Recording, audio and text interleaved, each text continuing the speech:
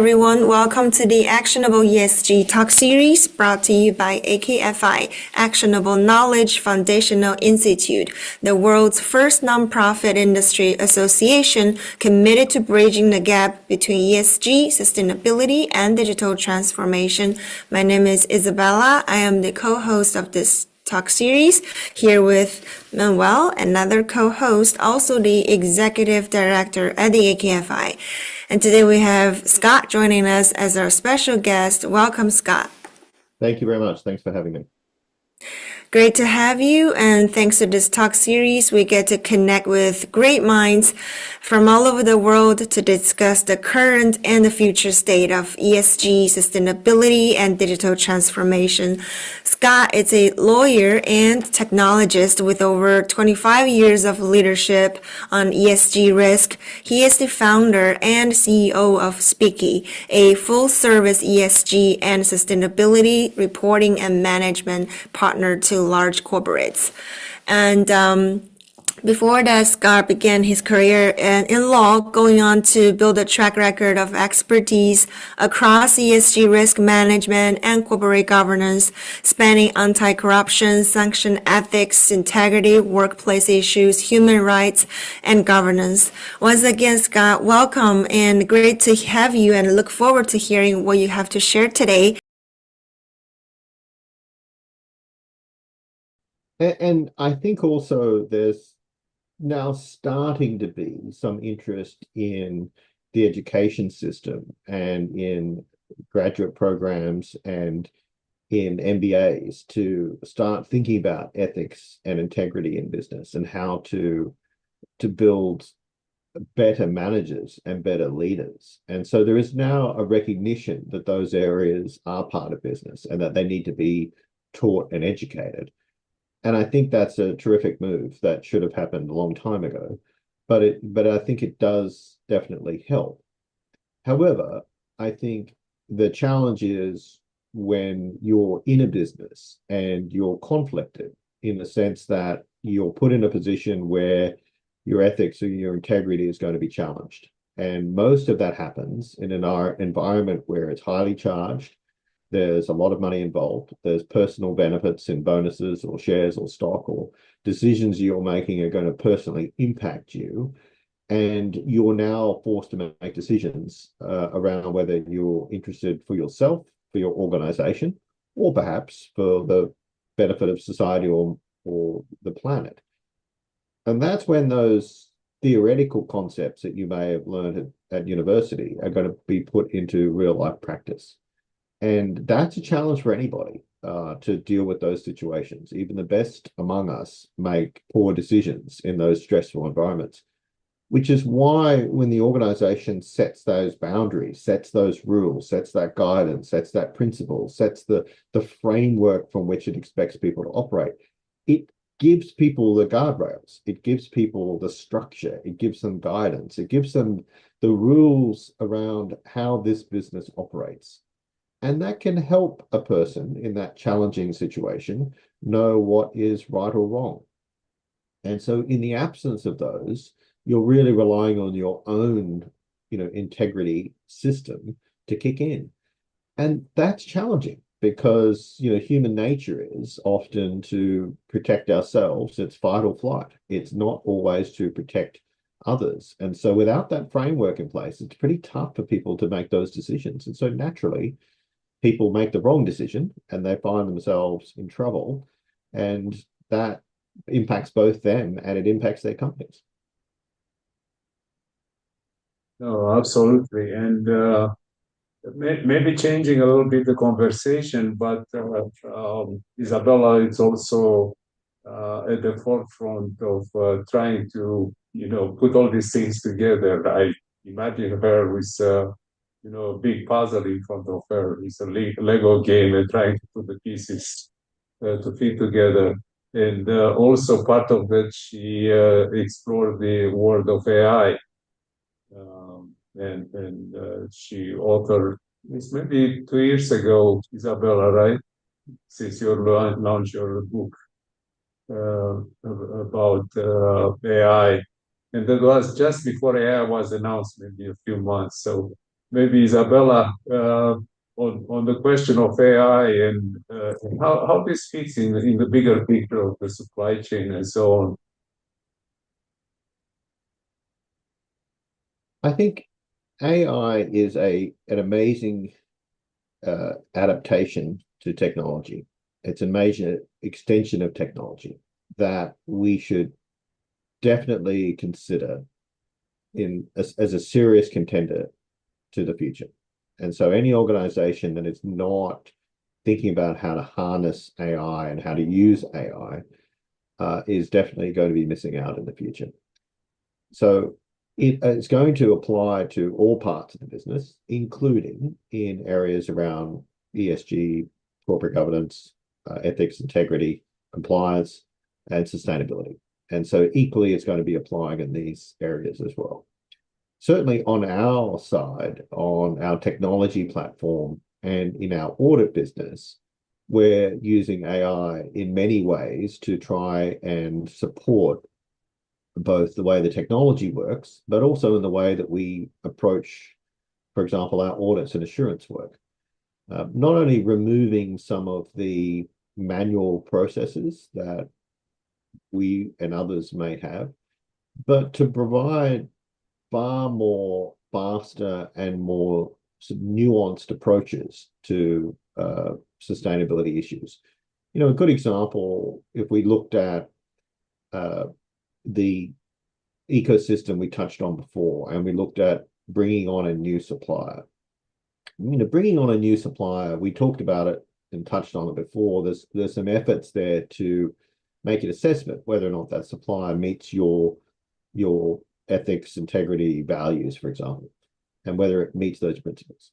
Now, that can be done through old-fashioned ways. So you could interview the company, you could collect data, you could get them to complete questionnaires to provide you with information, etc. And you could do your own research, and you could look at their backgrounds and look at their locations and look at whether or not they're sitting next to a biodiverse area or an area where there may be some impact on the environment. You may have to look at their operations and look at their human rights principles and the way in which they deal with people, etc. So there's a lot of factors that would be in consideration. How they deal with privacy and confidential information and consumer information, how they deal with your data when you're giving them your data as part of the engagement, and data security type issues. So when you're looking at bringing someone into that ecosystem, the decision whether or not they meet those requirements is a pretty complex one, and it involves a lot of factors. So we use AI to help us with that decision for clients. So how do we collect that information? How do we absorb that information? How do we interpret that information? How does our AI engine look at that data and make some decisions? And how does it guide us into knowing what to look for? And so while it's not going to make a decision as to whether we should engage a supplier or not, what it will do is give us the areas in which we need to focus our attention. And that will narrow our research and narrow our efforts so that we focus on the right things. So AI is coming into every element of what we do, and I think what most companies are doing, because they're trying to short circuit and focus on the things that are absolutely essential. And AI is very good at doing that. It's very good at crystallizing a lot of information and coming back into very discrete topics and say, this is what's important. And then we can make some decisions on it as humans, how it impacts us. But the ability of AI to do that is significantly advanced compared to what we did previously, which was more research-based or human-based. So I think you mentioned, without mentioning, Speeki and the work you're doing in Speeki with AI. Can you give us an example again, where you found it useful, successful, and really performing at the level you described? Sure. A good example, the supply chain example is one. Another area where we're using a lot of AI is in a very simple solution, actually, that is simple yet incredibly valuable for companies. Most companies now receive requests from their customers to provide information. So complete a questionnaire or provide us as part of an engagement information on your security systems, information on data, information on environmental, human rights, modern day slavery. Tell us all about your company. And that can be 300-400 questions. I mean, they can be substantial amounts of information that is requested and needs to be shared. Now, that information is quite different from company to company. So companies might receive 10 to 15 requests a week from their customers with 400 to 500 questions. This is a hugely labor-intensive task to respond to these things. And it is, unfortunately, every question from every customer is slightly different. That's a perfect solution, a perfect use case for the use of AI. Because AI it's been extraordinarily successful at being able to look at 10 different questions, posed 10 different ways by 10 different customers, but be able to say, yeah, okay, I get what you're trying to ask. Let me go find the answer for you, and here it is. So the benefit of using an AI engine in that situation is that you can complete those questionnaires in seconds.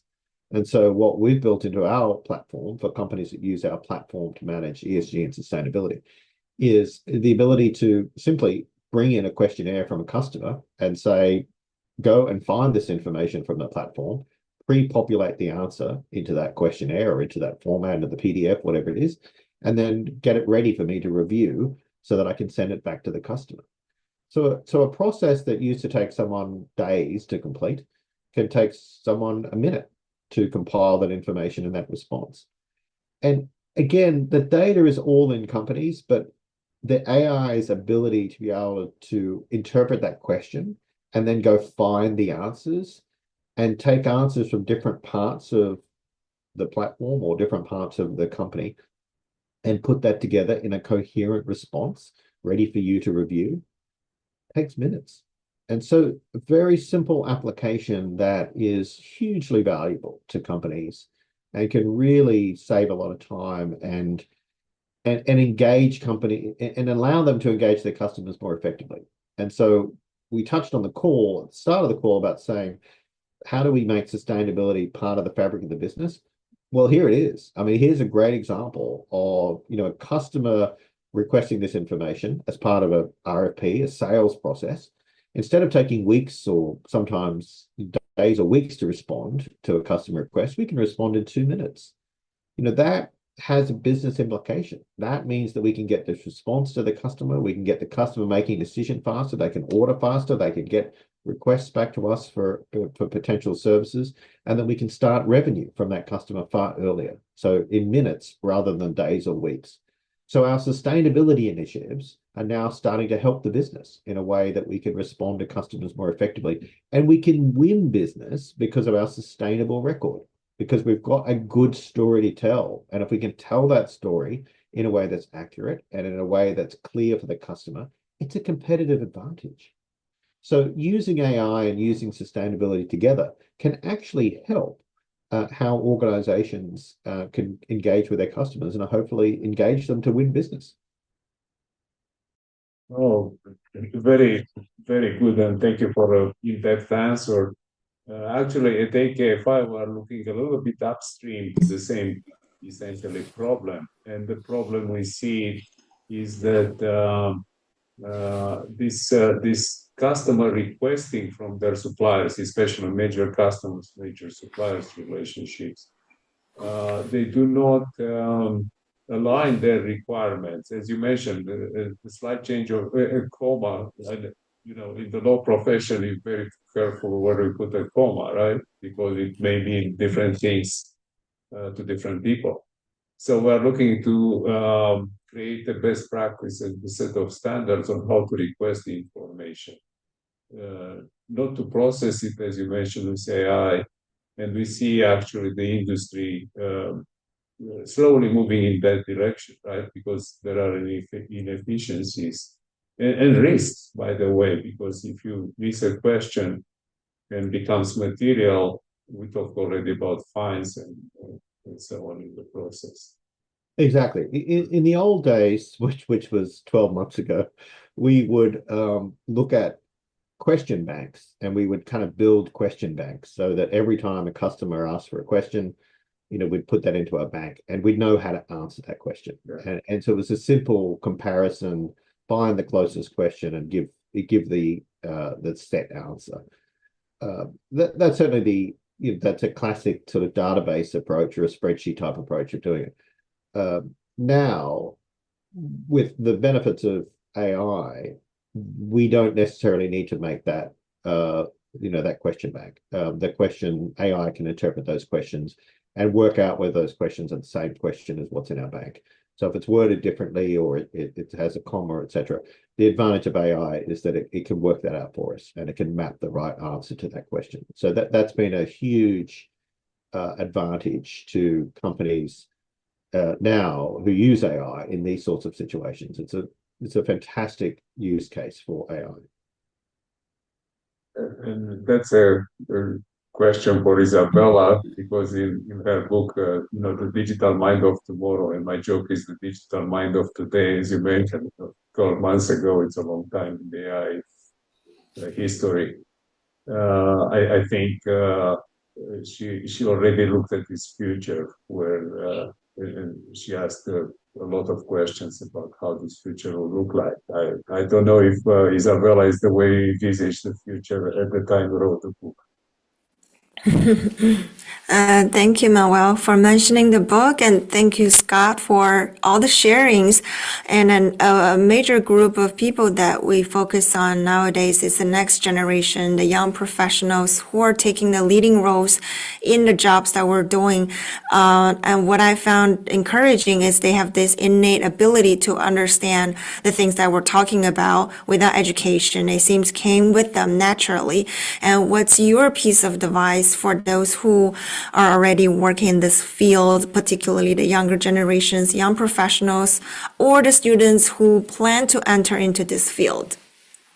Well, I think firstly, as I say to everybody in this area, is that I don't believe these issues are going away. So I think that the non-financial side and the ESG sustainability side are here to stay. So despite changes in governments or in countries that may have some negative views on ESG from time to time, I just don't think these issues are going away. They are too powerful and too significant that they're here to stay. So on that basis, ESG and sustainability as a field, as an expertise, is definitely here to stay, that's for sure. Secondly, AI is here to stay. We've only just scratched the surface on what AI can do for organizations, and the use cases that we've touched on today are literally just scratching the surface. So there is a huge generational shift that will happen with AGI and with quantum computing coming up in the next few years that will take this to an entirely different level. So the message to those coming into the industry or those that are looking to move into this area, the future is extremely bright. There will be a continued opportunity for people to lead change in organizations, to lead change in the world by leaving their footprint around ESG and sustainability issues. So it's a huge opportunity. We need people to come into this market with an open mind, with a broad cross-section of experience, with a mind that is able to be is to move with changes and to change people. So we need sometimes some behavioral changes happening in companies and in the world, and we need people to be able to do that. And so we need people with a cross-section of expertise to be able to help change behaviors and change cultures and to drive that through both corporations themselves and also in society. So I think the future is very prosperous, and I think that people coming into this environment will have a very secure role for a very long time. Thank you. Thank you. And it's refreshing to hear a realist optimist, if we can put it in this way, Scott. And we looked actually in particular at as you mentioned, the political forces that are starting to question the sustainability and so on. And we uncovered that the complexity is much larger. For instance, California, which is the fifth largest economy in the world, starting to align with the CSRD and starting to ask for non-financial reporting on Scope 3 and other elements. So the world becomes more complex, maybe more more segmented, more bigger puzzle. But definitely I concur with what you said about sustainability. We need people with multidisciplinary and cross-disciplinary skills to bring this together, as you indicated also about the board of directors and the executives. I agree. At all levels of the organization, from the top to the bottom, everyone needs to be aligned around how sustainability is integrated into the corporate culture and it's integrated into the corporate strategy. And as they say, corporate strategy that does not consider sustainability is really not a strategy. And sustainability that doesn't consider corporate strategy is also not sustainable. So those two things need to work together. And when they do, with new technologies to support, I think we have a chance to realign the way in which both the environment and society is heading. And we've got an opportunity to make that realignment and to make it stick. But it'll definitely require a broad spectrum of skills and experiences and technologies to do that. And, maybe as a final conclusion, but the planet is not necessarily working by our standards.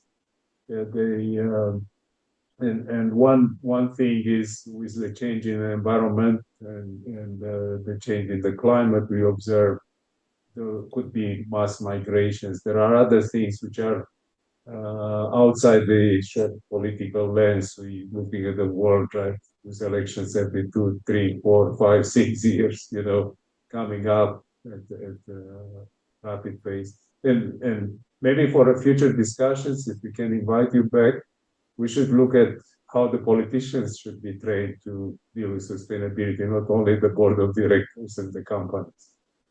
It would be a great discussion. I look forward to it. We might need to set aside more than 45 minutes, however, to try and crack that very large nut which is an important nut to crack, to be honest. I think the role of governments has been disappointing in this area, and the lack of coordination and the lack of clarity around their positions and the lack of international associations leading this charge has been a disappointment. But my message to companies is to not get caught up in some of that and to just focus on what you do and focus on what your impact can be, and to not rely on someone to tell you what to do, but for you to take a leadership role in this space and to get on with it and to drive that change yourselves. And hopefully government will at some stage catch up. They will, because at least in democratic countries, eventually the people come to the voting machine. Thank you, Scott, for the wonderful conversation, and thanks to our audience for tuning in. Make sure to join us every week for a new episode of AKFI's Actionable ESG Talk series, where you can gain new perspective on how to mitigate risk and create value by integrating ESG and digital transformation. Until next week, bye for now. Bye, Manuel. Bye, Scott. Thanks, guys. Take care. Bye, Isabella. Bye, Scott. Thank you.